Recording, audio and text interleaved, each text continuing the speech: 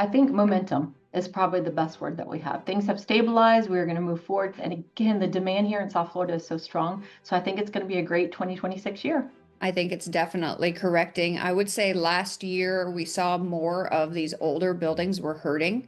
Not as many buyers for them. Everybody was kind of scared to dip their toes into an older building after what happened in Miami on Surfside. And so now that assessments are being paid and repairs are being done, we're definitely seeing that correction. I'm Jessica Julian. I'm a licensed realtor in the Palm Beach County area with Douglas Elliman on the Palm Beach office.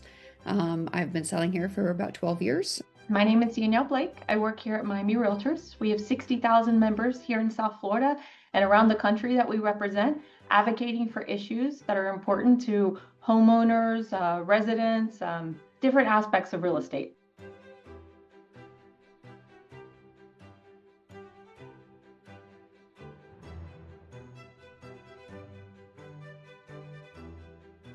In Miami-Dade County, the county commission, the local county commission, they've set up this database that does exactly what you're talking about. The click of the button, you can go in there, you can look at all these documents, including the budget, before you make that offer. We're huge proponents of it. It brings transparency and accountability, and we continue to promote that. My advice to sellers is obviously educate yourself. There's lots of information out there. I think that's really going to depend on the buyer as to what's the single most important document. For example, if I'm looking to purchase and I have a dog, I want the dog to live with me in the unit. So maybe it's the rules and regulations that are in the governing docs I would like to review. If I really am concerned about the money and how much the money is in the reserve account, then it would be the financial statements.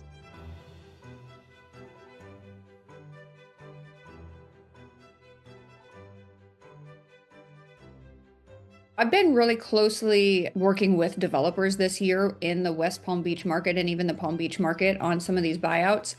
And from what I've learned and gained, the ones that have this thing we call the poison pill, which is 100% buyout, it makes things very difficult. So they haven't been pursuing those as much. It's too much unknown to try to do that, to change the condo laws, bylaws, and try to take a building down that way. So I think it's going to change going forward as developers are going to look at buildings a lot more with scrutiny and patience going forward. There are a handful of buildings out there that still have language in their condo bylaws that say 75, 80% can terminate a building. So not all the buildings are going to have that 100% buyout. So developers will definitely pinpoint the buildings that have that do not have the poison pill in their bylaws. Those ones will be easier to assume and then have open communication and great payouts for those buyers. So something people need to be looking at, greed is kind of taking into place a little bit. So they're holding back until they get many more millions of dollars. But what they don't realize that I see behind the scenes is these developers are scooping up other buildings that are more affordable to them, that make more sense in pencil, and eventually we're going to be oversaturated. So if they are waiting, thinking that they're going to get the ultimate payout, they might want to rethink that.